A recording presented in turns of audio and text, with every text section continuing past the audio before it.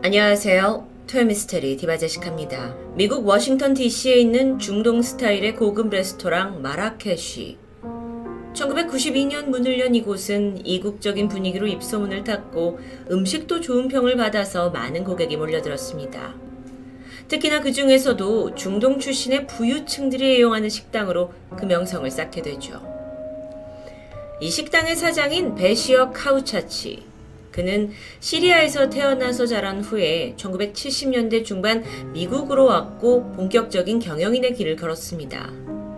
처음엔 LA 할리우드 레스토랑에서 일하기 시작하면서 빠르게 사업 수완을 익혔는데요. 그 경험을 살려서 마침내 필라델피아와 워싱턴 DC에 자신만의 레스토랑을 열게 됩니다. 계속된 성공으로 탄탄대로를 걸을 것만 같던 그의 삶. 하지만 그가 한 전화를 받기 시작하면서 모든 것은 뒤바뀝니다. 워싱턴 DC에 마라케시를 오픈한 지 얼마 되지 않은 1982년. 전화 한 통이 걸려옵니다. 받았더니 수화기 너머로 아무 말 없이 그저 숨소리만 들렸는데요. 베시어가 막 전화를 끊으려는 찰나 작은 목소리가 속삭였습니다. 당신은 죽을 거야. 목소리를 들어보니 겨우 10살 정도 되는 어린 남자아이의 음성입니다. 어딘가 꺼림직했지만 그저 애들의 장난이라고 넘겼죠. 하지만 그날 이후 이 레스토랑에는 계속해서 정체를 알 수 없는 협박 전화가 걸려옵니다. 심지어 하루에 15통에서 20통씩 전화가 걸려왔죠. 목소리는 하나같이 그 어린 남자아이였습니다. 끊임없는 전화 테러 속에서 급기야 이 협박범에게 프랑스어로 어린아이라는 뜻의 랑팡이라는 별명을 붙여줬을 정도인데요. 사실 이 레스토랑은 영업 중인 곳이기 때문에 걸려오는 전화를 무시하는 건 불가능합니다. 간혹 전화를 받지 못할 때가 있었고 그럴 땐 자동 응답기로 넘어가는데 그럴 때마다 기계엔 협박 멘트나 기괴한 웃음소리가 담겨져 있었죠. 그런데 랑팡의 위협은 단순한 장난에 그치지 않았습니다. 그는 사장인 베시어뿐만 아니라 그의 가족과 친구들 이름까지 줄줄 꿰고 있었고 또 가게에 폭탄을 설치했다고 겁을 주기도 했죠. 종종 전화기 너머로 기관총이 발사되는 소리와 사람들의 비명소리마저 들렸습니다. 상황이 이렇다 보니 사장 베시어는 일상생활이 불가능할 정도의 공포를 느끼기 시작하는데요. 근데 그게 단순한 전화 협박 때문만이 아닌 사실 그에겐 누구에게도 말하지 못한 끔찍한 트라우마가 있었기 때문입니다. 때는 시간을 거슬러 베시아가 레바논에 살던 1974년 7월의 어느 날. 그는 수도 베이루트에 있는 한 고급 호텔로 아내를 픽업하러 가던 길이었습니다. 아내 게일은 꽤 오랫동안 밤무대 가수로 일하고 있었는데 픽업을 하려고 호텔에 다다른 순간 낯선 차량 한 대가 다짜고짜 가로막더니 베시어를 체격이 건장한 남자들이 차에서 꺼내서 바로 납치해가 버리죠. 시내 한복판에서 벌어진 명백한 납치극이었습니다. 잠시 후에 베시어가 정신을 차렸을 땐 지하실에 감금된 상태였습니다. 납치범들은 무슨 이유에서인지 그가 미국에서 파견된 CIA 스파이 요원이라면서 단단히 오해를 하는 듯한데요. 베시어는 미국 시민권을 취득한 상태였긴 했지만 결코 스파이는 아니었습니다. 이후 납치범들은 너가 도대체 무슨 목적으로 레바논에 왔냐면서 모진 고문을 감행했죠. 베시어가 억울함을 호소했지만 그의 말을 믿어주지 않았습니다. 그렇게 잠도 재우지 않은 채 겨우 목만 축일 물만 주면서 2시간 간격으로 고문이 이어졌죠. 이때 베시어는 마치 환청처럼 옆방에서는 아내와 아들이 고문을 당한 듯한 비명소리마저 들었습니다. 이런 정신적, 육체적 고통에 시달리던 그는 플라스틱 조각으로 손목을 그어서 자살 기도를 하기도 하죠. 납치범들이 응급 상황에 병원으로 옮기게 되는데 천만다행으로 그 틈을 이용해서 베시어는 극적으로 탈출에 성공합니다. 평생 잊지 못할 납치 사건. 2달 후에 그는 아내 게일과 이혼을 했고요. 즉시 미국으로 이주를 했습니다. 그리고 LA 레스토랑 매니저로 새로운 삶을 시작하면서 지금까지 오게 된 거였죠. 베시어의 생각에 지금 이 마라케시 레스토랑으로 전화를 하는 협박법은 어쩌면 8년 전 레바논에서 있었던 납치 사건과 관련이 있을 확률이 높다고 봤습니다. 하지만 이 모든 건 심증에 불과했고요. 마땅한 해결 방법을 찾지 못한 채 그는 계속해서 이 전화에 시달려왔죠. 그렇다면 이 전화는 과연 얼마나 지속되었을까요? 무려 10년입니다. 10년. 특히 그 중에 4년이라는 동안에는 7,000통이 넘는 전화가 집중적으로 쏟아지기도 했고요. 정말 미치고 팔짝 뛸 노릇입니다. 물론 그동안 베시어가 아무것도 하지 않은 건 아니었어요. 전화가 이어지던 1986년 5월, 베시어 차량 본네트에서 갑자기 연기가 피어올랐죠. 카센터에 가보니 누군가 의도적으로 와이어를 끊어놓은 것 같다는 진단을 받게 됩니다. 즉, 베시어를 위험에 빠뜨리려는 누군가가 분명 존재한다는 겁니다. 이건 전화 이상의 협박이죠. 참다 못한 그는 FBI에 이 사실을 알렸고 수사를 의뢰하게 되는데요. FBI는 전화에 도청 장치를 설치했고요. 걸려오는 위치를 추적하기 시작합니다. 그리고 그 결과 이상하게도 전화는 한 곳이 아니라 워싱턴 DC 여러 지하철역 근처에 있는 공중전화에서 걸려온 게 확인됩니다.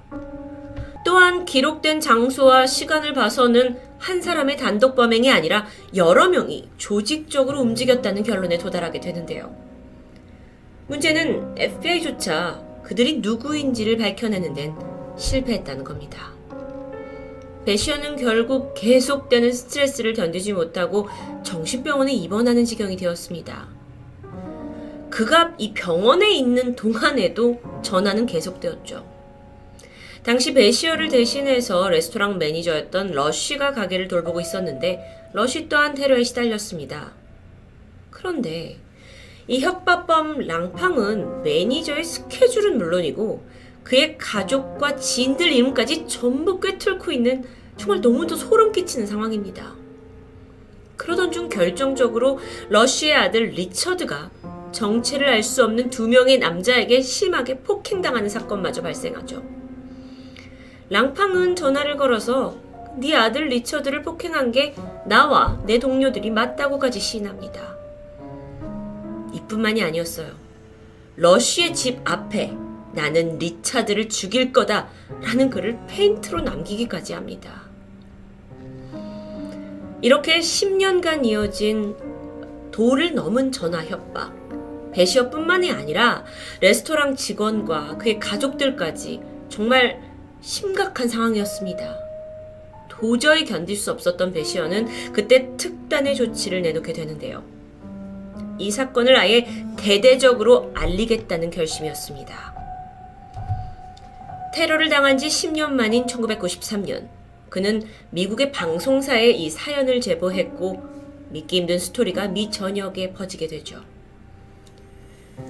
사람들은 저마다 랑팡의 배우를 추측했습니다. 많은 이들이 과거 그 레바논 납치 사건의 배후와 랑팡의 배우가 동일하다고 믿었죠. 거기엔 그럴 만한 이유가 있었는데요. 베시어가 과거 레바논에서 납치를 당했을 때 호텔에 있던 아내를 픽업하러 가는 길이었다는 거 기억하시죠? 베시어의 전 부인이 일하던 그 호텔은 사실 평범한 곳이 아니었습니다. 그곳엔 상당수의 정치인들, 외교관들, 그리고 무기거래상과 로비스트들까지 드나들면서 어쩌면 레바논을 뒤흔들 만한 은밀한 거래가 진행되던 곳으로 익히 유명합니다. 여기에 전 부인이었던 게일은 종종 무기상들이 주최하는 파티에 남편인 베시어와 함께 참석하기도 했죠. 이후 실제로 밝혀진 바에 따르면 베시어를 스파이로 오해하고 납치한 이들은 팔레스타인 해방군이었다고 합니다. 그렇다면 팔레스타인 해방군과 무기상, 그리고 전 부인이었던 게일 사이에 어떤 모종의 거래 혹은 오해가 있었고 그 결과 애꿎은 베시어가 표적이 됐던 건 아닐까요? 한편 랑팡 전화 테러 사건을 조사하던 한 기자는 그럴듯한 가설을 추가합니다. 레바논 납치 사건에 가담했던 가해자 중 한 명이 워싱턴에서 활동을 하게 됐는데 그러던 중 베시어의 가게를 우연히 알게 되었다는 추측이었죠. 특히나 이 가게가 이 중동 지역의 어떤 유명한 사람들 그리고 유력 정치인들이 애용하는 명성이 자자한 식당이란 점에서 충분히 가능해 보이기도 합니다. 자신들의 정체가 탄로날까 두려웠던 이들이 배시어를 워싱턴에서 몰아내기 위해서 무차별적인 전화 테러를 했다라는 추측. 미 전역에서 온갖 가설이 만들어졌고 FBI도 끈질기게 추적했지만 결국 랑팡의 배우는 지금까지도 밝혀지지 않았습니다. 배시어는 2002년을 끝으로 레스토랑 경영에서 물러나게 되고요.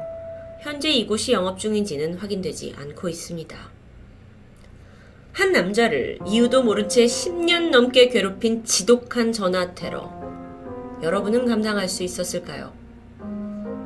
그리고 놀랍게도 우리나라에서도 비슷한 사례가 존재합니다. 지난 2017년 60대 남성인 박 씨는 하루도 빠지지 않고 매일 걸려오는 전화로 무려 6년간 고통받고 있다고 방송사에 제보하게 되는데 언젠가부터 새벽 4시가 되면 핸드폰에 10분 간격으로 정확히 4통의 전화가 걸려옵니다. 게다가 전화벨은 4번만 짧게 울리고 끊겨버리죠. 제대로 받지도 못하는 상황입니다. 그는 사업상 번호를 바꿀 수도 없고 또 내내 꺼놓을 수도 없기 때문에 괴로워하다가 결국 경찰서에 신고를 하긴 했는데 통신법상 제대로 된 수사는 어려웠다고 하죠. 이후에 그는 공중전화국을 비롯해서 청와대까지 민원을 넣었지만 별다른 해결책은 없었습니다. 이 답답한 사연은 방송사를 통해 알려졌는데 일각에서는 통신사 오류가 아니냐라고 추측했지만 전문가들의 의견 달랐습니다. 6년간 꾸준히 일정한 시간에 전화가 온 건 분명 고의적인 확률이 높다라는 추정이었죠. 게다가 생각해보세요. 새벽 4시에 정확히 전화벨이 4번 울리는 4통의 전화. 어쩌면 상대방이 죽음의 숫자 4라는 것에 의미를 두었을 수도 있습니다. 자, 이후에 프로그램 취재진은 평소 그에게 원한이 있을 만한 사람들을 추적하기 시작합니다. 게다가 경찰의 도움까지 받아서 전화가 걸려온 것으로 추정되는 그 인근에 잠복하기까지 하죠. 그리고 마침내 야심한 새벽 문제의 공중전화에서 전화를 걸고 있는 한 남성이 포착됩니다. 이틀 연속으로요. 놀랍게도 그는 평소 박 씨와 잘 알고 지내던 사람들 중 한 명이었습니다. 처음엔 강하게 부인했지만 결국 이 남성은 추궁에 못 이겨 맞다, 지난 6년간 전화 테러 내가 한 짓이다 라고 자백하게 되는데요. 아니, 도대체 이유가 뭐였을까요? 그 스토리는 다소 황당했습니다. 6년 전 어느 날 그가 늦은 밤에 박 씨에게 전화를 해서 좀 나와달라라고 불러낸 적이 있는데 마침 그때 거절을 하고 나오지 않게 되자 기분이 나빴다는 겁니다. 예? 그런 단순한 이유로 시작된 6년간의 전화 테러. 결론적으로 피해자 박 씨는 이 모든 상황을 알게 되고 이건 작은 오해에서 시작된 거 아니냐 하면서 대인배처럼 그를 용서하게 되죠. 그렇게 방송은 끝을 맺었습니다. 전 이 스토리를 들으면서 나라면 저렇게 용서할 수 있었을까? 라는 생각을 하게 되는데요. 그런데 여러분, 이런 전화 테러는 단순히 웃어넘길 만한 이야기가 아닙니다. 국내 경범죄처벌법 제3조 제40호에 따르면 정당한 이유 없이 다른 사람에게 전화나 문자, 편지, 메일을 여러 차례 되풀이해서 괴롭힌 사람은 처벌할 수 있다는 내용이 분명 명시되어 있습니다. 게다가 상대가 괴로움을 넘어서 공포심과 불안감을 느끼게 된다면 이 처벌의 수위가 1년 이하의 징역 또는 1,000만 원 이하의 벌금으로 높아지게 되죠. 누군가에게는 단순한 재미거리일지 모르는 장난 전화. 하지만 그것이 계속된다면 일상을 위협하는 극강의 공포가 된다는 사실을 잊지 말아야 할 겁니다. 토요미스테리 디바제시카였습니다. 안녕하세요. 토요미스테리 디바제시카입니다. 이때는 제2차 세계대전이 한참 격렬해지고 있던 시대였습니다. 당시 미 해군은 적군인 독일 쪽에 유보트 때문에 큰 골치를 앓고 있었는데요. 고성능의 독일 잠수함 유보트가 대서양을 횡단하는 연합국의 군함들을 비롯해서 선박들까지 무차별하게 파괴하고 있었기 때문입니다. 이에 미국은 이 위협에 맞서기 위해 필사적인 노력을 하고 있었을 텐데요. 특히 우리에게 아주 유명한 물리학자 알버트 아인슈타인과 그의 라이벌이라고 불리는 미국인 천재 개발자 니콜라 테슬라, 그리고 컴퓨터 중앙 처리 장치의 내장형 프로그램을 처음 고안한 미국의 수학자이자 물리학자인 폰 노이만 같은 최고의 인재들을 총동원해서 대처 방안을 찾고 있었다고 합니다. 그렇게 3명의 천재가 머리를 한데 모았습니다. 그들이 고심하는 것은 오직 하나. 당시 미군은 적의 레이더에만이라도 잡히지 않게 된다면 기습 공격을 해서 바다 전쟁에서 우위를 가질 수 있다고 생각했죠. 즉 어떻게 하면 독일군에게 발각되지 않고 효과적으로 적진에 침투하느냐가 문제입니다. 오랜 고심 끝에 전에는 한 번도 시도하지 않았던 새로운 발상을 이에 내놓게 되는데요. 바로 적군에게 들키지 않는 투명 전함을 만들어보는 것입니다. 그러던 중 아인슈타인이 통일장 이론, 유명하죠. 이거에 근거해서 투명 전함의 가능성을 어렴풋이 내비치게 됩니다. 그게 엄청난 에너지가 만들어질 경우 그것이 물체 주변의 빛을 구부려서 해당 물체를 보이지 않게 할 수 있다라고 예측했는데요. 만약에 미 군함이 이러한 특수 자기장을 형성할 수 있다면 독일의 레이더가 감지할 수 없다라는 것이 이론입니다. 그런데 이 물체의 투명성 원리를 실현하는 데 필요한 게 있습니다. 바로 니콜라 테슬라가 발명한 테슬라 코일인데요. 이 테슬라 코일은 저전압을 고전압으로 바꿀 수 있는 장치인데 이걸 사용하면 수백만 볼트의 전압을 만들어낼 수 있기 때문입니다. 통일장 이론 그리고 테슬라 코일이 합쳐진다면 이건 투명 전함을 만들 수도 있지 않을까요? 미 해군은 기꺼이 두 과학자 이론을 한데 응용해 보기로 합니다. 그리고 레인보우 프로젝트라고 불리는 실험을 착수하게 되죠. 1943년 7월 말 미국 필라델피아의 해군 기지에서 극비리의 첫 실험이 강행됐습니다. 테스트로 사용될 배는 미 해군의 군함 USS 엘드리지호. 그날 이 필라델피아 해안가에 정박한 엘드리지호에는 수많은 선원 그리고 기술자들이 승선해 있었는데요. 이뿐만 아니라 무려 1500볼트로 승합을 할 수 있는 발전기 2대, 그리고 자기장을 만드는 테슬라 코일 4개, 이 외에도 각종 전기기구가 배에 가득 실려 있었죠. 실험이 시작됩니다. 전류가 유입되면서 곧 어마어마한 자기장이 군함을 감싸기 시작했습니다. 동시에 푸르스름한 빛과 안개가 배 주위에 자욱해지면서 선박이 가려져 버렸는데요. 얼마 후 이 안개가 조금씩 걷히자 놀랍게도 눈앞에 있던 거대한 선박 엘드리지호가 감쪽같이 사라졌습니다. 눈에서만 사라진 게 아니라 아예 레이더에 배가 잡히지 않는 상황입니다. 그러니까 여태까지 했던 이 레인보우 프로젝트의 이론이 그대로 실현된 셈이죠. 관계자들은 너무 놀라워하면서도 흡족해했습니다. 조금 후에 발전기를 중지시키자 다시 군함도가 서서히 모습을 드러냈고요. 이렇게 첫 실험이 완벽하게 끝난 것 같았죠. 하지만 여기서 예상치 못한 문제가 발생합니다. 육지로 돌아온 선원들이 메스꺼움을 호소하더니 구토 증상을 보이기 시작한 겁니다. 이뿐만 아니라 일부는 아예 얼이 빠져 있거나 쇼크를 받은 상태처럼 보이기도 했고요. 이 고전압으로 인해 잠깐 배가 사라진 사이 이들 또한 영향을 받은 걸까요? 이렇게 선원들의 상태가 심각해지자 실험을 계속했다간 예측하지 못할 더 큰 불상사가 생길 수도 있었습니다. 하지만 결단코 이 전쟁에서 승리하고 싶었던 미군은 실험을 중단하지 않았죠. 그들은 선원들을 모두 교체한 후 다시 한번 실험을 도전합니다. 약 3개월 후인 1943년 10월 28일 두 번째 실험이 시작됐습니다. 오후 5시 15분경 긴장감 속에 준비를 다 마친 엘드리지호가 필라델피아 해안에 준비되어 있었고요.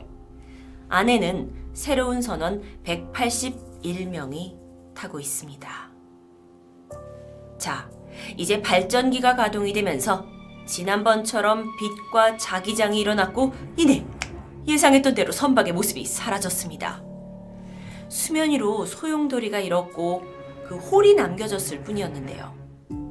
그런데 기록에 의하면 필라델피아 해안에서 그때 사라졌다가 다시 안개가 걷히면서 나타나야 할 함선이 돌연 이곳에서 수백 킬로미터나 떨어져 있는 버지니아주 노포크 부근에서 포착됩니다. 그리고 몇 분이 더 지나자 다시 실험 장소인 필라델피아 항구의 모습을 드러냈죠. 아니, 지금 이게 무슨 상황인 거죠? 이게 말대로라면 순간이동이라도 일어났다는 건가요? 아니, 장장 이 굉장히 오랜 시간이 걸릴 거리를 몇 분 만에 왕복해버렸다? 이 예상치 못한 상황에 과학자들은 입을 다무지 못했습니다. 배가 돌아왔고 바로 조사원들이 배로 투입이 됐죠. 그런데 그들이 내부에 발을 들여놓자마자 눈앞엔 끔찍한 광경이 보였습니다. 총 181명의 탑승자가 있었던 선내에는 이 중 120명이 흔적도 없이 실종된 것이었죠. 배는 썰렁했습니다. 그나마 나머지 40명은 발견되었지만 사망해 있었는데요. 이들은 방사능 노출 그리고 감전사로 인해 까만 잿더미가 되어 있었습니다. 그래도 다행인 게 생존자가 있었어요. 단 21명. 하지만 이들마저도 정상적인 생활을 할 수 없을 정도로 심각한 정신분열 증세와 고통을 호소합니다. 이렇듯 160여 명의 선원을 한순간에 잃게 된 실험. 그런데 무엇보다도 할 말을 잃게 만든 건 시신 몇 구가 함선의 구조물에 녹아서 융합되어 있는 이런 처참한 모습이라는 겁니다. 정말 이건 그 어디서도 본 적이 없는 끔찍한 상태인데요. 이제 전쟁의 승리는 뒷전입니다. 이렇게 무모한 실험을 더 이상은 진행할 수 없었죠. 미군은 이후 모든 사항을 극비에 붙였고요. 엘드리지호를 신속하게 보수해서 다른 나라에 팔아버리게 됩니다. 그리고 이 사태를 알고 있는 그 소수의 사람들에게는 철저하게 비밀 유지를 약속받게 되는데요. 이것으로 레인보우 프로젝트, 일명 필라델피아 실험은 끝을 맞이하게 됩니다. 정말 믿기 힘든 이야기죠. 아무리 미스테리라도. 워낙 미국이나 러시아, 독일이 이런 비밀 실험을 했다더라 하는 이런 이야기는 토요 미스테리를 통해서 많이 접했는데요. 과연 이 필라델피아 실험 이야기가 사실일까 하는 의문이 강하게 생깁니다. 아니, 국가 비밀이라던 레인보우 프로젝트는 도대체 어쩌다가 세상에 알려지게 된 걸까요? 이후 13년 후인 1956년 필라델피아 실험은 아마추어 천문학자이자 공상과학을 좋아했던 모리스 K. 제섭이라는 사람에 의해 세상에 알려지게 됐습니다. 그는 자신의 저서인 UFO 현상들에서 이 내용을 다뤘는데요. 그는 칼 앨런이라는 선원의 주장을 바탕으로 자신도 글을 썼다고 말합니다. 칼 앨런은 필라델피아 실험 당시 노포크 부근에서 엘드리지함이 나타났다 눈앞에서 사라지는 것을 직접 목격했다고 증언한 사람입니다. 그는 그 근거로 이렇게 자신의 선원증을 제시하기도 했죠. 레인보우 프로젝트의 증언이 담긴 책, 그리고 선원증까지, 이게 만약 사실이라면 미군 측에서는 충분히 거슬렸을 거라고 생각이 됩니다. 그래서였을까요? 모리스 K 제섭은 1959년 돌연 차 안에서 의문의 죽음을 맞이하게 됩니다. 사인은 자살. 하지만 책을 내놓은 지 얼마 되지 않아 그의 갑작스러운 죽음에 사람들은 어쩌면 그가 너무 많은 것을 알고 있기 때문에 은밀히 살해된 거라고 수군거리기 시작했는데요. 어쨌든 그의 사망과 함께 이 사건은 묻혀버리나 싶었지만 얼마 후 그 목격자였던 칼 앨런이 직접 그의 책에 주석을 덧붙이면서 세상에 퍼뜨리게 됩니다. 그러면서 필라델피아 실험은 다시 한번 수면 위로 떠올랐죠. 이후 1965년 또 한 번 미국의 작가 빈센트 가디스가 비밀 프로젝트와 관련한 책을 출간하게 되었고요. 이후에는 내가 실제 필라델피아 실험 엘드리지호에 탑승했던 선원이다 라고 주장하는 사람, 그리고 이런 사진까지 등장하면서 줄줄이 등장하는 증언에 사람들의 관심이 집중될 수밖에 없었습니다. 정말이 믿지 못할 비극적인 실험은 존재했던 걸까요? 먼저 미국의 입장은 이런 실험을 했다는 것 자체를 강력하게 부인하고 있죠. 투명 전함? 순간이동? 이건 무슨 마법에 가까운 기술인데 이건 과거나 지금이나 존재하지 않는다는 것이 그들의 주장입니다.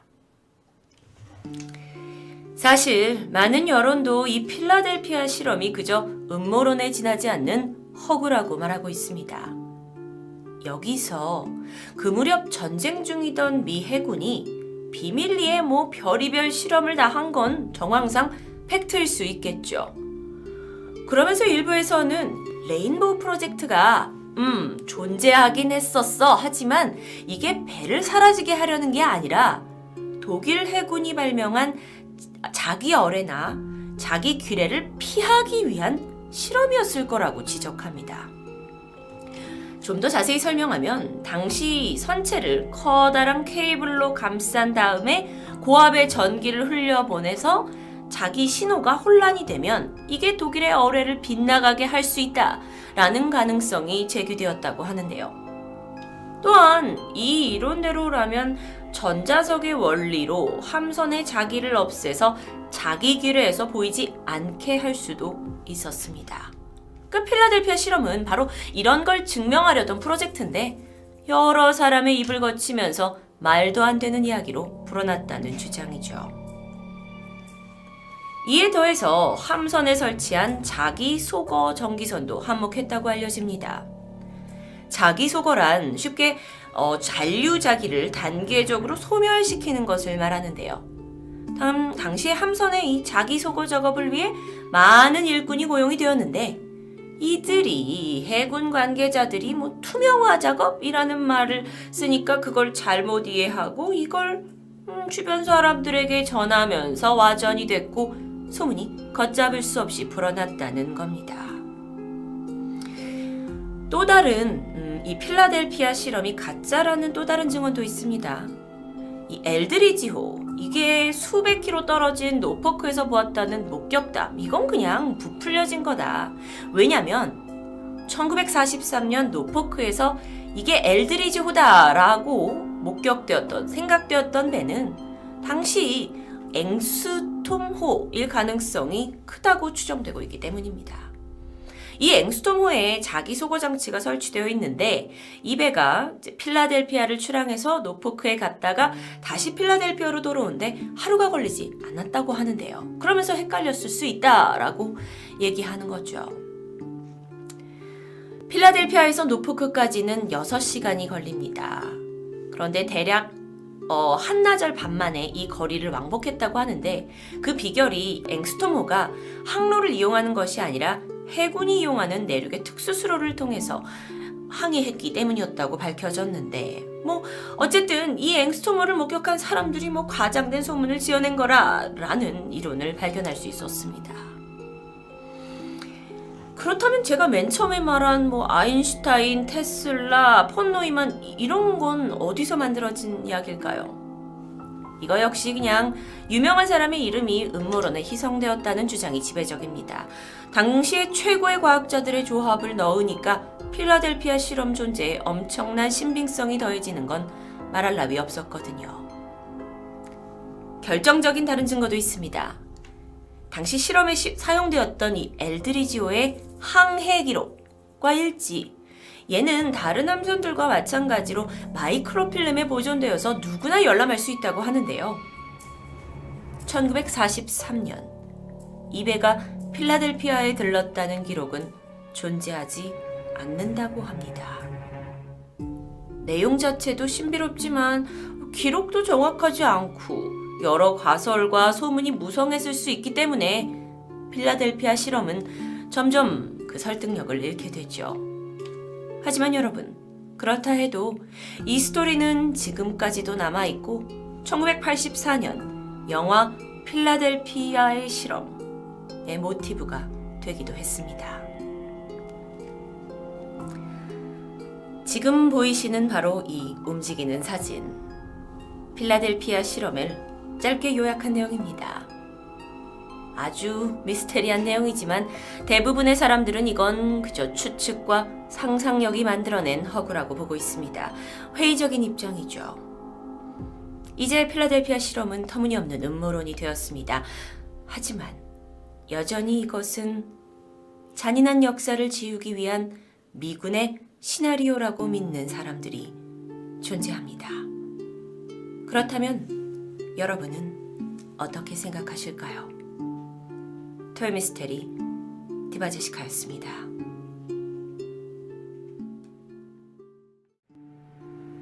안녕하세요. 토요미스테리 디바제시카입니다. 2008년 미국 솔트레이크 시티 공항에서 델타 항공 에이전트로 일하고 있던 찰스 팩은 이직을 준비하고 있었습니다. 그 이유는 지난 1년간 장거리 연애를 해온 약혼자 안드레아와 좀 더 진지한 관계로 발전하고 싶었기 때문인데요. 그래서 그는 결국 직장과 거주지를 새로운 도시 LA로 옮기는 것을 아주 진지하게 고려하고 있었죠. 그러다가 LA 근처 산페르난도 밸리 지역에 있는 한 소규모 공항이 새롭게 개통한다는 소식을 듣고 이력서를 제출합니다. 그리고 얼마 지나지 않아 인터뷰 일정을 잡기 위한 한 통의 전화를 받게 되죠. 인터뷰 당일은 2008년 9월 12일이었습니다. 찰스는 LA행 비행기를 타고 면접지로 향했고요. 조금 긴장되기도 했지만 몇 번이고 이 면접 예행 연습을 해두었기 때문에 별다른 탈 없이 면접은 잘 마쳐질 수 있었습니다. 그리고 나서 이젠 주말 동안 LA에서 연인 안드레아와 좋은 시간을 보내기로 약속했기 때문에 그는 공항 근처 기차역으로 향하게 되는데요. 그 시각 한편 안드레아는 찰스가 탄 기차가 도착하기 30여 분 전쯤 그를 차로 픽업하기 위해 집을 떠나 운전을 시작하게 됩니다. 목적지까지 약 5km 정도밖에 안 남았을 그 시각, 문득 들려오는 라디오의 긴급 뉴스에 그녀의 손이 떨리기 시작합니다. 찰스가 타고 있던 열차에 치명적인 사고가 발생했다는 내용이었어요. 보도에 따르면 메트로링크 통근 열차가 200여 명의 승객과 3명의 승무원을 태운 채 예정대로 이 산페르난도 밸리를 통과해 달리고 있었는데 사고가 일어나서 화물 열차와 충돌했다는 것이었죠. 당시 열차 엔지니어가 문자 보내는 것에 너무 집중한 나머지 멈춰야 할 곳에서 빨간불을 보지 못했고 결국 그대로 단일 트랙을 가로질러 들이받게 된 것이었습니다. 추후 조사 결과 그는 화물 열차와 부딪히기 22초 전까지 텍스트 문자를 전송하고 있었던 것으로 밝혀집니다. 결국 이 충돌로 많은 사람이 부상을 입었고 분명 사망자가 나올 텐데요. 당시 사고를 접한 안드레아는 안절부절하게 됐고 아니야, 아니겠지. 이 불안감을 뒤로 한 채 빠르게 운전을 이어갑니다. 그런데 이때 조수석에 뒀던 전화기가 울렸습니다. 그녀는 핸드폰을 들어서 번호를 확인하는데 이럴 수가, 찰스였습니다. 안드레아는 순간 안도의 숨을 쉬었고 그가 살아있다라는 생각에 얼른 통화 버튼을 눌렀는데요. 여보세요? 수화기 반대편에서는 즈즈 하는 잡음이 들려옵니다. 안드레아는 여러 번 찰스의 이름을 불렀지만 목소리는 들리지 않았죠.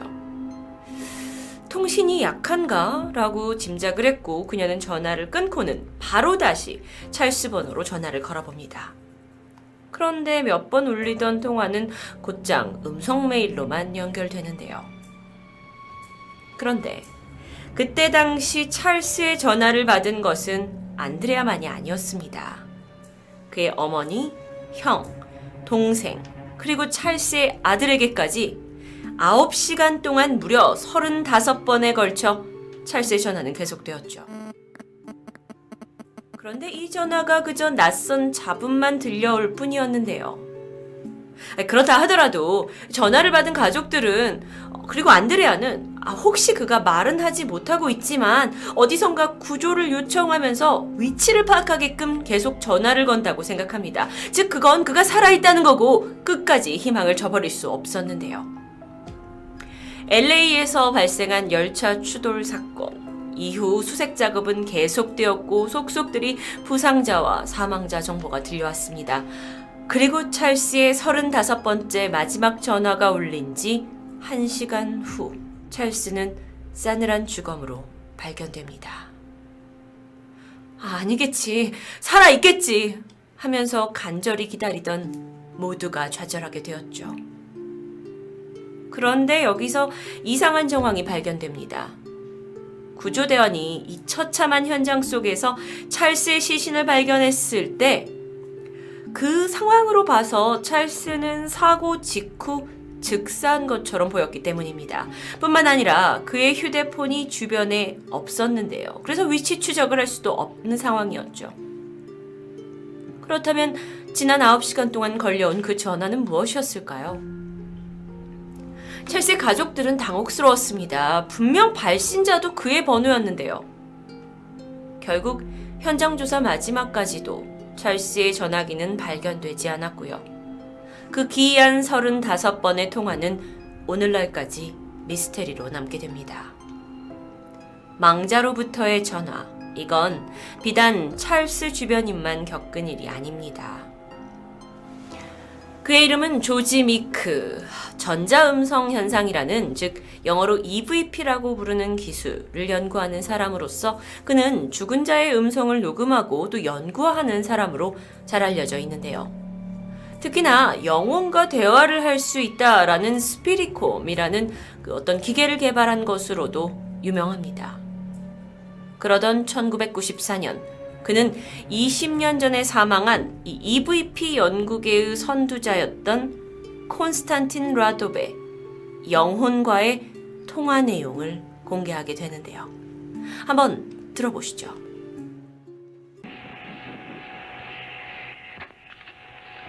Good morning, this is George Meek. 안녕하세요. 전 조지 미크예요.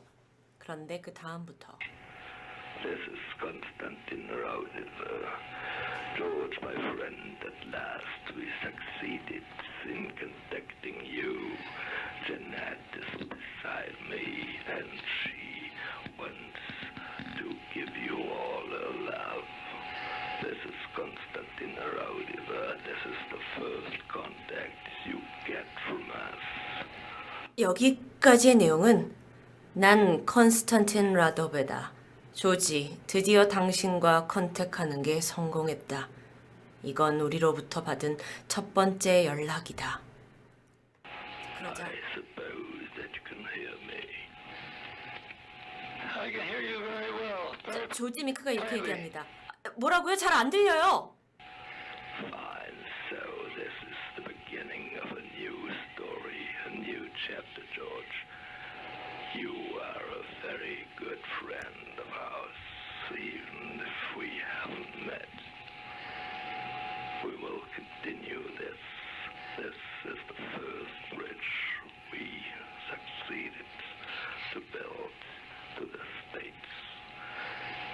조지, 이건 새로운 문이 열리는 시작일 뿐이야. 우린 아주 앞으로도 계속 이렇게 연락할 거고, 조지, 당신은 나의 좋은 친구야. Contacted, and I must interrupt now. 20년 전에게 죽은 자에게 온 연락. 이 음성 자체가 굉장히 불안하면서도 섬뜩하게 들려오는데요. 이게 만약 평범한 사람의 경험담이었다면 에이, 주작이네 했을 수 있겠지만 조지 미크는 특수 암실 사진 촬영 기술을 개발해서 영혼의 실체를 규명하고 또 영혼과 육성으로 대화를 나누는 스피리콤을 제작한 것으로 지금도 나름 이쪽에서는 인정받고 또 구글을 통해서 쉽게 설치가 가능한 사람입니다. 그러다 보니 쉽사리 이 영상은 그저 가짜라고만 하기에는 좀 수상하지 않나라는 생각이 드는데요. 어쩌면 그가 이쪽에서 인정받고 있는 사람이었기 때문에 이게 가능했을 수도 있지만 그래서 망자와의 전화는 이런 어떤 소수의 사람들만 믿는 것이라고 생각할 수 있습니다. 하지만 미국의 발명가 토머스 에디슨 역시 영혼의 목소리를 들을 수 있는 전화기를 개발하려 했다는 사실이 알려지면서 큰 화제를 모으기도 했었죠. 그의 회고록인 일기와 몇몇 관찰에는 이 마지막 장에 이 자신의 아이디어에 대한 내용을 상세히 기록한 바가 있다고 합니다. 이 책은 사후 1948년에 발간이 되었는데요. 영문판에서는 이상하게도 이 마지막 장이 삭제됩니다. 그래서 미국인들은 에디슨이 상상했던 영혼 전화기? 이건 그의 짓궂은 장난으로 치부하기도 했죠. 하지만 회고록의 마지막 장이 프랑스에서 재출간되면서 영혼 전화기에 대한 에디슨의 연구 결과가 여실히 드러납니다. 그 책에 따르면 그는 축음기의 소리를 증폭시킴으로써 죽은 자들의 목소리를 들을 수 있는 발명 원리를 찾으려 했다고 전해집니다. 비록 그 꿈이 실현되기 전 그는 세상을 떠났지만 그의 아이디어를 이어받은 일부 연구원들은 오늘날까지도 그것에 집착하고 있습니다. 죽은 자와 소통하는 사례는 일본에서도 있었습니다. 2011년 쓰나미 그리고 대지진 참사 이후에 약 16,000여 명이 사망했는데요. 이후 북동부의 한 해안 도시에서 바람의 전화라고 하는 이 흰색 전화 부스를 통해 먼저 떠난 영혼들과 또 남은 이들이 슬픔을 서로 전달하고 위로하는 방법이 있다고 합니다. 사실 이 전화 부스는 천재지변이 발생하기 전 한 70세 정원사 이타루 사사키 씨에 의해 제작되었는데요. 그가 사촌의 죽음을 극복하려고 설치한 이 부스가 입소문을 타고 재난을 겪게 되면서 3년 만에 약 10,000명 이상의 방문자가 들렸다 갔다고 합니다. 사사키 씨는 이런 바람에 전화기가 이미 떠난 자들에게 정상적인 전화선으로 생각을 전달할 수 없기 때문에 그들의 어떤 평안을 바라는 자신의 음성이 바람에 운반되기를 바라며 만들었다고 덧붙였는데요. 안쪽을 좀 살펴보면요. 전화선이 끊긴 구식 다이얼, 전화기, 그리고 노트, 펜이 들어있습니다. 어떤 사람들에게는 이러한 의식이 좀 비이상적으로 비춰질 수도 있겠지만 이곳을 방문하는 사람들은 이 전화를 통해 이 세상 사람이 아닌 그들과 소통하고 또 언젠가 다시 볼 수 있을 거라는 긍정적인 기운을 얻어가기도 합니다. 여러분, 오늘은 죽은 자, 망자에게 걸려온 전화를 주제로 이야기를 드렸는데요. 과연 그 소통이 정말로 가능한 일일까요? 보통 죽은 이와 전화통화가 연결되었을 때 공통적인 특징을 보면 발신자 표시가 제한되어서 번호가 없이 걸려오기도 하고요. 이내 수화기 넘어 들려오는 들릴 듯 말 듯한 음성, 그리고 회선 상태도 좋지 않은 듯 신호가 잘 끊겨진다고 합니다. 그리고 이마저도 오래 지속되지는 않는데요. 듣는 이에 따라 오늘 주제는 다소 공포스러울 수도 있었겠지만 한편으론 생전 사랑했던 사람들에게 전하고 싶은 처절한 마지막 인사가 아닐까 하는 생각에 공포를 넘어 아련함이 느껴지기도 합니다. 토요미스테리 디바제시카였습니다. 안녕하세요. 토요미스테리 디바제시카입니다. 대구에서 북쪽으로 올라와 경상북도 칠곡군 가산면과 동명면 사이를 잇고 있는 약 1km 정도 되는 다부터널이 있습니다. 작년 2019년 2월 12일 오전 10시 40분경에 이곳에서는 무려 차량 9대가 연속으로 추돌하는 사고가 발생했는데요. 대형 추돌이었습니다. 하지만 천만다행으로 큰 인명피해는 없었죠. 그래도 사고를 수습하기 위해서 약 3시간 정도 일대가 크게 정체되는 혼란이 있었습니다. 이 사고 소식을 뉴스로 들은 사람들은 너무 놀라면서 운전자들이 어떻게 사망자가 있진 않은지 부상 여부를 걱정했는데요. 이 중에 유독 별로 사고를 대수롭지 않게 여기는 사람들도 있었습니다. 그들은 바로 근처에 살고 있던 이 지역 주민들이었는데, 그들은 사실 지난 수십 년간 다부터널에서 발생한 크고 작은 사건들에 점점 익숙해져 있었기 때문입니다. 다부터널의 사고 기록을 좀 볼까요? 같은 해인 2019년 5월 자동차 5대가 충돌해서 총 12명의 부상자를 낸 사고가 있었고요. 2018년엔 6중 추돌, 2017년도에는 3중 추돌과 13중 추돌, 2016년에도 7중 추돌, 2015년에는 15대의 자동차가 연속으로 부딪히는 사고도 있었습니다. 심지어 더 과거로 가서 2007년에는요. 달리고 있던 스타렉스가 앞에 있던 포터트럭을 들이받아서 6중 추돌 사고가 발생합니다. 그리고 같은 해 1월에는 달리던 버스에 갑자기 불이 붙은 기록도 고스란히 뉴스를 통해서 남아있었죠. 여러분이 다부터널을 검색어에 넣으시잖아요. 그럼 유독 여기서 추돌 사고가 정말 매년 발생하고 있는 게 확연히 보이실 텐데요. 2016년 통계에 따르면 경북에 있는 터널 중 교통 발생률 2위를 차지하면서 3년간 무려 15건의 사고, 68명이 중경상을 입었다는 기록이 있습니다. 아니 도대체 왜 이렇게 다부터널에서 사고가 많이 일어나는 걸까요?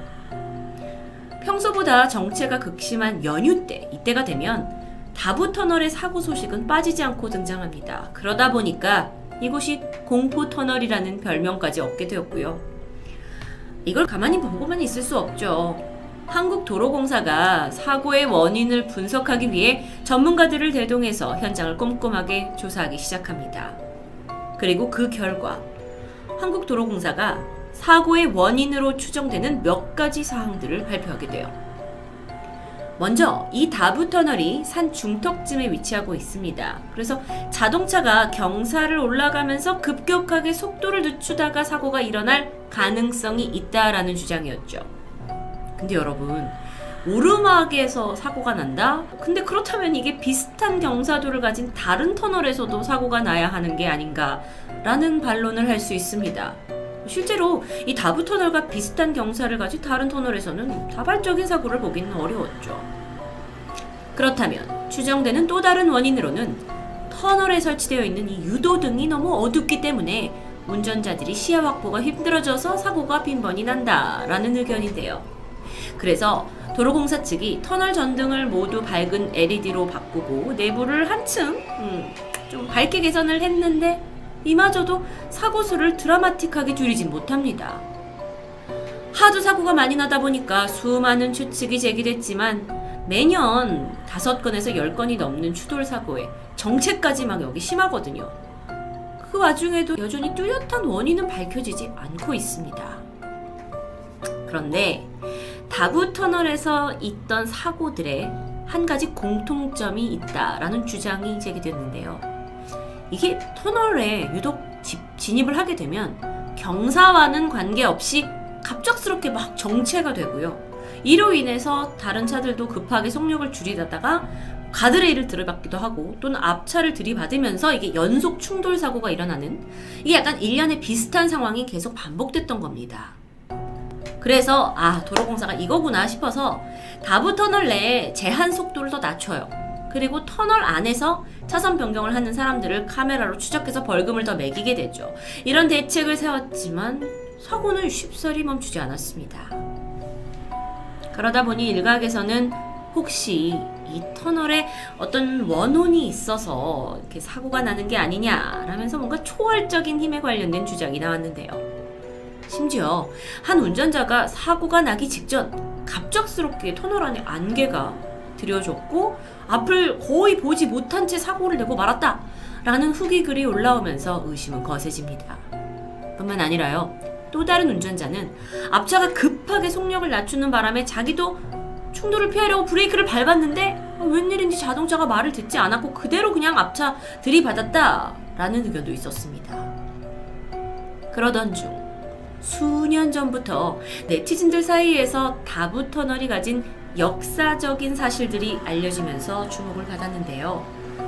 이 터널을 이루고 있는 이 지역이 6.25 전쟁 때 남한군과 북한군의 격전지 중에 한 곳이었고 그 전투에서 희생당한 이들의 넋을 기리기 위해 만든 묘역이 이 다부 터널의 위쪽에 위치하고 있다는 것이었죠. 과연 사실일까요? 70여 년 전입니다. 다부터널 부근에서는 다부동 전투라는 아주 유명한 전쟁이 있었죠. 1950년대 한국 전쟁이 가장 치열했던 그 전투 중에 하나로도 기록이 되고 있는데요. 7월 20일 한참 온 나라가 혼란스러웠을 그때 북한군은 8월 15일까지 반드시 남쪽에 있는 부산을 점령하라는 김일성의 명령을 받아서 초조한 상황이었습니다. 그래서 북한군이 부산으로 향해요. 그런데 그 전에 이 경부도로를 따라서 대구를 먼저 점령한 후에 동해안 쪽을 따라 포항에서 경주 방향으로 최종 부산을 차지할 목표를 하고 발빠르게 움직이고 있었죠. 그런데 그 당시에 이 대구 지역을 지키고 있던 남한군은 총 3개의 사단뿐이었습니다. 그러다 보니까 막 북한군이 북쪽에서 물려오는데 이걸 다 상대하기에는 턱없이 군력이 부족한 상황이었죠. 얼마 후에 결국 대구에서는 남과 북이 치열하게 접전을 펼쳤고요. 남한이 몇 차례 북한군을 격퇴시키면서 선방하긴 했지만 결국 수혜당하지 못하고 대구 용기동에서 위천이라는 지역까지 후퇴를 하게 됩니다. 북한군은 신이 났어요. 이 기세를 몰아서 쭉 남쪽으로 부산까지 진격하려고 했는데요.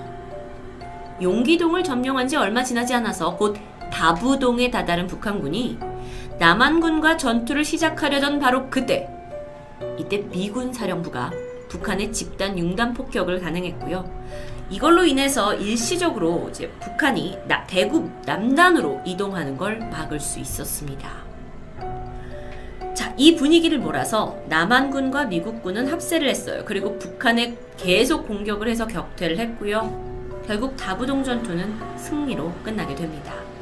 북한의 기세는 한풀 꺾이는 듯 했죠. 그런데 이런 승리의 기쁨도 잠시, 전투가 끝나고 도시를 보니까 남한군의 인명피해가 말할 수 없을 정도로 처참했다고 합니다. 신원을 알 수 없을 정도로 정말 크게 훼손된 군인들의 시신이 널브러져 있었고, 또 주변에는 이 죽음을 슬퍼하는 많은 이들의 곡소리가 다부동을 가득 메우게 되는데, 마을 주민들이 시신들을 다 모아서 근처에 묘역을 만들었고 그걸로 이제 넋을 기리는 했다고 합니다. 그런데 바로 이 묘역이 지금의 다부터널 위에 위치한 산이었던 거죠. 다부동 전투, 이건 미군이 이제 참전을 하기 전에 북한이 사실 빠르게 남한을 집어삼키려고 하던 그 시점을 철저하게 무너뜨렸고, 동시에 미국과 유엔군이 한국전쟁에 참여할 수 있는 어떤 시간을 벌어준 굉장히 중요한 전투 중 하나로 기록되고 있습니다. 하지만 당시에 잔혹하게 사망한 군사들, 민간인들까지 어쩌면 그들의 억울한 영혼이 아직 이승을 떠나지 못하고 구천을 떠돌고 있는 게 아닌가라는 주장이 있었습니다. 그러면서 다부터널 귀신에 대한 괴담은 전해졌고, 하지만 여러분 알고 보면 이 다부터널 괴담이라는 건 한반도 역사의 아픔을 고스란히 간직하고 있는 거죠. 만약 다부터널 전투 중에 정말 사망한 병사들의 원혼이 거기에 남아있는 것이라면 우리가 어떻게 그 영혼을 달래야 하는 걸까요? 그런데 여기서 잠깐, 다부 터널에 관련된 이야기가 이런 귀신 관련된 괴담뿐만은 아닙니다. 터널 내 사고와 관련해 훈훈한 후일담도 있었죠. 2016년 1월입니다. 터널 안에서 또 차량 8대가 연속으로 추돌하는 사고가 일어났고 부상자까지 발생합니다. 사고 당일은 신정 연휴의 이틀째였는데 사람들이 해맞이 보러 간다, 나들이 간다 하면서 인파가 몰리니까 정체가 심해졌고요. 그 와중에 부상자를 이송하고자 구급차가 출동하는데 딱 보니까 터널 안은 차량으로 가득 차 있습니다. 그런데 이때 구급차의 사이렌이 울려 퍼지자마자 터널 안에서 흔히 우리가 얘기하는 모세의 기적이 일어나게 됩니다. 구급차가 뒤에서 들어올 수 있도록 운전자들이 다 차를 양쪽으로 붙여서 길을 터주었고요. 이 덕분에 환자를 신속히 이송할 수 있게 되었죠. 참, 다부동, 다부터널 관련돼서는 귀신과 관련된 괴담만 있어서 좀 안타까웠는데 이런 훈훈한 미담도 가끔 들려온다는 건 좀 웃음을 짓게 하네요. 1995년 10월 달에 개통한 이래 정말 많은 사고가 끊임없이 발생했던 다부터널. 한 무당은요, 이 터널 위에 지어져 있는 묘역에서 죽은 전쟁 군인들이 자동차의 시끄러운 소리에 쉬지 못해 화가 나서 사고를 일으키고 있다라고 말합니다. 어쩌면 이 이야기 또한 나라를 지키기 위해 목숨을 바쳐 싸워야 했던 그 군인들의 원혼과 관련된 것 같은데요. 또는 정말 여러 가지 우연에 의해 유독 사고가 많은 곳일 수도 있습니다. 귀신과는 상관없이요. 이유와 어쨌든 한 가지 확실한 건 다부터널, 괴담, 그리고 그 안에 있는 이야기를 통해서 과거 대한민국을 위해 목숨 바쳐 싸운 군인들의 희생을, 그리고 민간인의 희생을 다시 한번 되새길 수 있었다는 겁니다. 여러분, 이번 연휴 물론 코로나로 인해서 여러분이 고향이나 또 부모님을 방문하는 게 조금 제한되긴 하지만 혹시 여러분이 다부터널을 지나가신다면 오늘 스토리가 여러분께 한 번 더 마음에 와닿았으면 합니다. 운전도 조심하시고요. 토요미스테리 디바제시카입니다.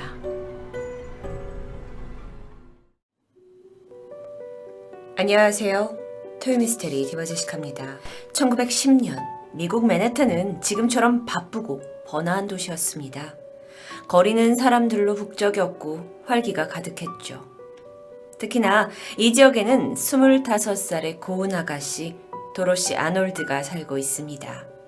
그녀의 아버지는 향수 수입업자로 일을 하면서 굉장한 부를 축적하고 있었는데 도로시는 그 집안의 가장 큰 딸이자 곧 상속녀였던 거죠. 그녀는 당시 브린모어라는 대학에서 문학을 공부하기도 하면서 모든 여성들이 부러워하는 그런 삶을 살고 있었습니다. 상속녀 도로시의 꿈은 작가가 되는 것이었습니다. 그런데 부모님은 이걸 그렇게 달가워하지 않았는데요. 1900년대 초반 아무리 미국이라도 부모는 그녀가 그저 부잣집에 시집가서 여유로운 삶을 살길 바랬을 수도 있죠. 하지만 그녀는 꿈에 대한 의지가 확고했습니다. 대학을 졸업한 후 도로시는 본격적으로 글 쓰는 일에 매진했고 1910년 봄 맥클로어 잡지에 직접 쓴 단편소설을 보내게 됩니다. 이후 떨리는 마음으로 긍정적인 답변을 기다리고 있었죠. 하지만 소설을 읽어본 잡지사는 아쉽게도 원고를 거절했는데요. 그래 처음이니까 그녀는 포기하지 않았고 같은 해 11월 다시 한번 자신이 쓴 글을 맥클로사에 제출해 봅니다. 하지만 이번에도 그녀에게 돌아온 건 차가운 거절의 편지였습니다. 그녀는 크게 낙담하게 되는데요. 사실 그동안 작가라는 꿈을 꾸면서 가족들의 비웃음을 받아왔고 이로 인해 마음이 타들어가고 있었기 때문입니다. 그렇게 얼마간의 상심의 날을 보내고 1910년 12월 12일입니다. 도로시는 그날 아침 여동생 머저리가 여는 생일 파티에 입고 갈 드레스가 필요했어요. 그래서 막 사러 나가려던 참이었죠. 이때 어머니가 자신도 함께 생일 파티에 입을 드레스를 사러 가는 게 어떠냐고 물었지만 도로시는 어머니가 몸 상태도 좋지 않았고 걱정이 되었기 때문에 혼자 다녀오겠다고 말합니다. 그녀는 오전 11시 집을 나서게 되는데요. 당시 이 젊은 상속녀는 청색 코트에 치마, 그리고 멋진 장식이 들러진 모자를 쓰고 있었습니다. 팔에는 추위를 감싸기 위한 두꺼운 머프가 들려 있었는데 이 정도면 사실 그녀의 사회적 지위를 보여줄 수도 있는 깔끔하고 귀티나는 복장이었죠. 그녀가 당시에 가지고 있던 현금은 약 25달러 정도, 이걸 요즘으로 치자면 대략 700달러, 하나 85만 원 정도라고 볼 수 있습니다. 적지 않은 금액이었습니다. 옷을 사기 위해 거리를 걷던 도로시는 자신의 집이었던 79번가를 벗어나 5번가와 27번가 모퉁이에 있는 한 상점에 들어갑니다. 그곳에서 마음에 드는 초콜릿을 구매한 뒤에 그것을 머프에 챙겨놓고 밖으로 나왔죠. 이어서 발걸음이 향한 곳은 한 서점이었는데요. 천천히 책을 둘러보던 도로시는 꽤 재밌어 보이는 수필 한 권을 구입합니다. 이렇게 쇼핑을 즐기는 표정이 마냥 즐거워 보였는데요. 물론 그날따라 날씨가 춥고 바닥이 미끄러워서 걸음이 좀 느렸지만 전혀 힘든 날은 아니었습니다. 서점 문을 열고 나온 도로시는 마침 거리에서 친구 글래디스 킹을 우연히 만나게 됩니다. 글래디스는 여동생 마저리의 생일 파티에 함께 초대된 친구 중에 한 명이었는데 두 사람은 길에서 가볍게 인사를 나누고 다가오는 파티에 대한 이야기를 나누었죠. 도로시는 이 대화가 끝난 후에 자신은 여기 센트럴 공원을 산책하다가 집으로 들어갈 것이라고 말했고 두 사람은 헤어집니다. 이때가 오후 2시가 조금 안 됐을 무렵입니다. 그런데 이날 도로시는 집에 돌아오지 않았습니다. 사실 딸은 지금까지 한 번도 가족에게 말도 하지 않고 늦게 귀가한 적이 없었는데요. 시간이 점점 갈수록 가족들의 불안감은 커지게 됩니다. 이윽고 캄캄한 밤이 되었고 도로시의 부모는 일단 전화기를 들고 평소 딸과 친하게 지내는 친구들 여럿에게 전화를 걸어봤죠. 도로시랑 지금 같이 있는지 아니면 딸이 있을 만한 곳을 아는지 질문을 던졌지만 그 어떤 누구도 행방을 아는 이는 없었습니다. 그렇게 시간이 흘렀고 다음날 아침이 되었습니다. 가족들은 분명 무언가가 잘못된 것 같다는 불길함을 느꼈죠. 하지만 딸은 돌아오지 않았습니다. 모든 가족이 애가 탔지만 아버지는 경찰에 신고하지 않기로 합니다. 실종 신고로 인해서 괜히 시끄러워지는 것도 싫었고 혹여 이런 스캔들이 자신의 사업에 지장을 줄 수도 있다라고 생각했기 때문이죠. 대신 그는 자신이 잘 알고 지내는 친구이자 변호사인 존 키스에게 연락을 취해봅니다. 그가 일단 도로시 가족의 집에 도착을 했고 혹시 그녀가 자발적으로 사라진 것이 아닌가를 의심하게 되면서 집 내부를 살펴봤는데요. 도로시 방에는 그녀가 당일 입고 나간 옷을 빼고는 모든 소지품이 그대로 있습니다. 물론 소정의 돈은 가지고 나갔지만 오히려 그것보다 더 값비싼 물품이나 보석은 그대로였어요. 그렇다면 혹시 납치나 습격을 당한 건 아닐까요? 여러 가지 생각을 하면서 집안을 둘러보던 변호사는 조금 의심스러운 물건을 발견합니다. 그가 벽난로를 뒤적거리다가 찾아낸 타버린 종이 몇 개. 그가 젤을 털어서 안에 내용을 끼워 맞춰 보니까 한 개는 유럽으로 가는 유람선 안내서였고요. 또 하나는 맥클로 잡지사에서 그녀의 글을 거절했던 편지였습니다. 이때 머리에 번뜩 뭔가 스쳐 지나갑니다. 존은 혹시 도로시가 잡지사가 거절을 한 것으로 인해서 심하게 낙담했고 배를 타고 유럽으로 훌쩍 떠나버린 건 아닐까 추리하게 됐는데요. 가족과 변호사는 이후에 선착장으로 달려가서 그곳에 일하는 직원들을 일일이 탐문하면서 청색 코트에 모자를 쓴 여인을 봤냐고 물었지만 그런 여자를 기억하는 사람은 없었습니다. 혹시나 그녀의 신변에 문제가 생겼을 가능성도 있었죠. 그래서 가족은 근방의 병원, 교도소, 그리고 영안실까지 찾아갔지만 그녀는 없었습니다.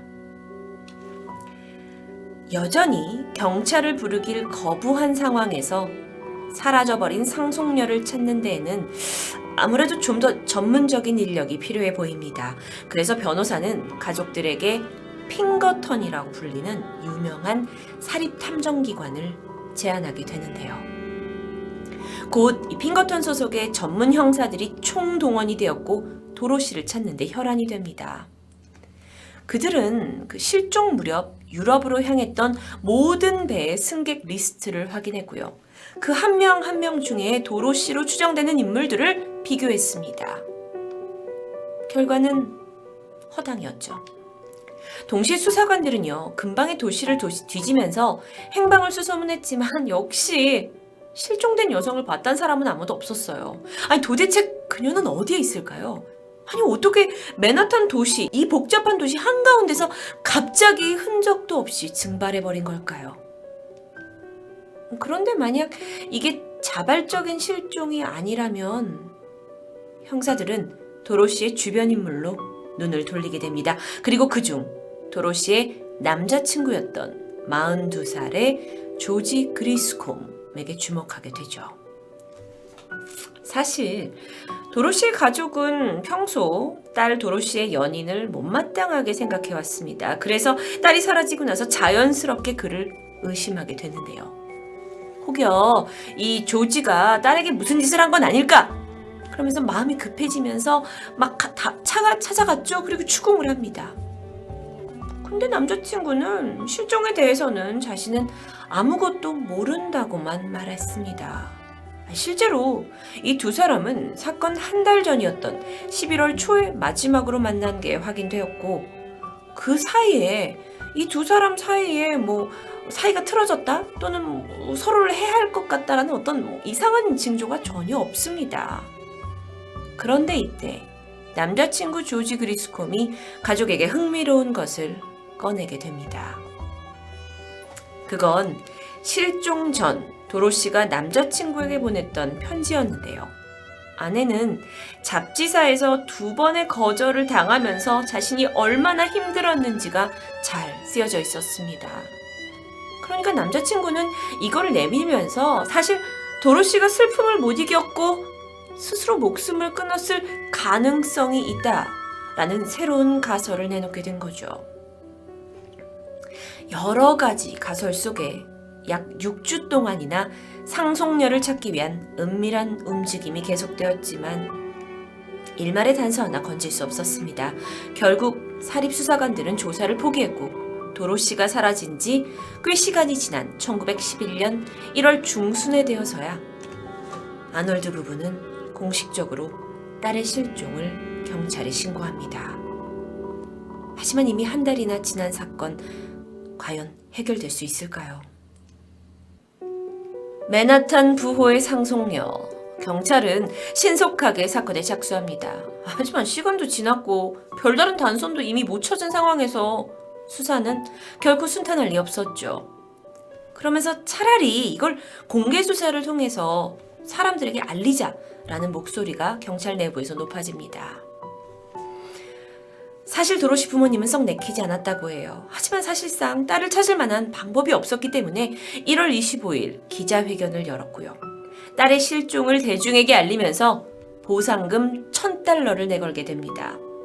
이 돈을 현 시점에 한화로 계산하면 대략 3천만 원이 넘는 금액입니다.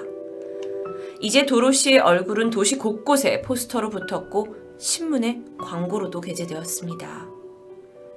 이후에 경찰은 수천 건의 제보를 받게 됩니다. 내가 도로시를 봤다. 어디 있는지 알고 있다.